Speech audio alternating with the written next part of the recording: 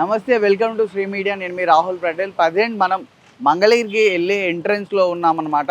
So ఇక్కడ మన వెనకాల ఫిష్ ఆంధ్ర మినీ అని కనిపిస్తుంది కదా, ఇది వైఎస్ఆర్సీపీ గవర్నమెంట్ ఉన్నప్పుడు ఫిష్ ఆంధ్ర మినీ అని చెప్పేసి అప్పుడు ఒక ప్రోగ్రామ్ స్టార్ట్ చేశారు కదా, చాలామందికి ఉపాధి దక్కుద్దని చెప్పేసి. ప్రజెంట్ ఫిష్ ఆంధ్ర అనేది ఎలా ఉంది, నడుస్తుందా లేదా అని తెలుసుకోవడం కోసం మనం ఇక్కడ దాకా వచ్చాం అనమాట.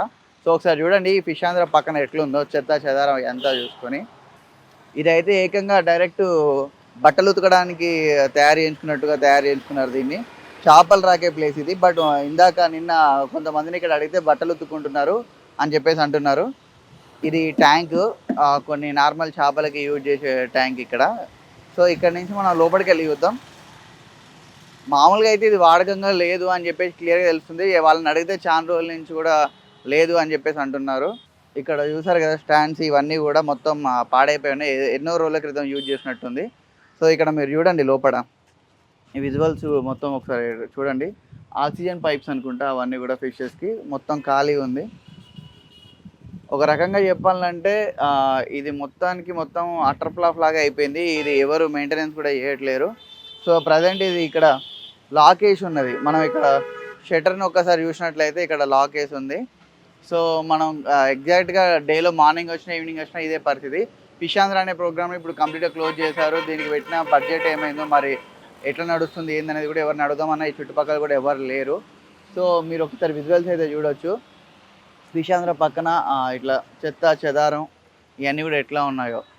సో వైఎస్ఆర్సీపీ గవర్నమెంట్ ఉన్నప్పుడు అట్టహాసంగా ఫిష్ ఆంధ్ర అనే ప్రోగ్రామ్ని స్టార్ట్ చేశారు. మనం ఇక్కడ ధరల పట్టిక కూడా అని చెప్పేసి అప్పుడు ఒకటి బోర్డు కూడా పెట్టారు, ఇక్కడ ఏమేమి దొరుకుతాయి అనేది.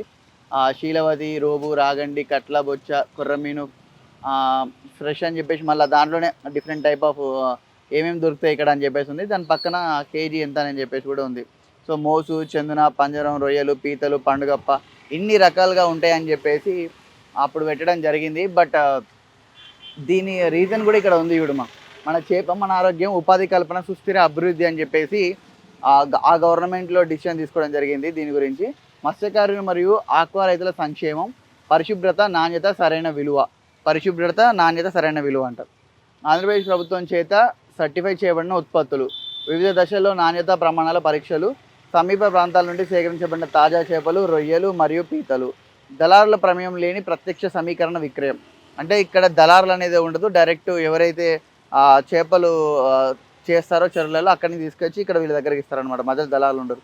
ఉన్నత పోషక విలువలు, అమైనో ఆమ్ల సహితమైన జలాచరులు. సో దీని ఉద్దేశం ఇక్కడ మనకు కనిపిస్తుంది. ఫిష్ ఆంధ్ర అనే ఫిట్ ఆంధ్ర అంటే మన ఉద్దేశం ఏంటిది, ఇక్కడ మన చేప మన ఆరోగ్యం, ఉపాధి కల్పన, సుస్థిర అభివృద్ధి గురించి. మెయిన్ పాయింట్ ఏంటిదంటే ఉపాధి కల్పన, సుస్థిర అభివృద్ధి గురించి అనమాట. సో మరి ఫిష్ ఆంధ్ర మీ ఏరియాలలో ఎట్లున్నది, ప్రజెంట్ మూలపడ్డదా, అన్ని ఏరియాలలో పరిస్థితి ఇట్లనే ఉన్నదా? సో ఇక్కడైతే చూసుకుంటే మాత్రం ఇది వాడకంలో లేదని చెప్పేసి మనకు క్లియర్గా అర్థమవుతుంది. ఎటు చూసినా కూడా చెత్త చెదారంతో నిండిపోయింది. ఆక్సిజన్ పైపులు పెట్టారు, అలా వదిలేశారు గాలికి, దాంట్లో ఏం లేవు. సో శుద్ధి శుభ్రత సంగతి పక్కన పెడితే అసలు చేపలే లేవు.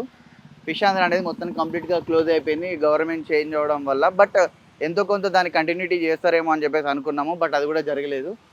విజువల్స్ అయితే చూడండి మీరే.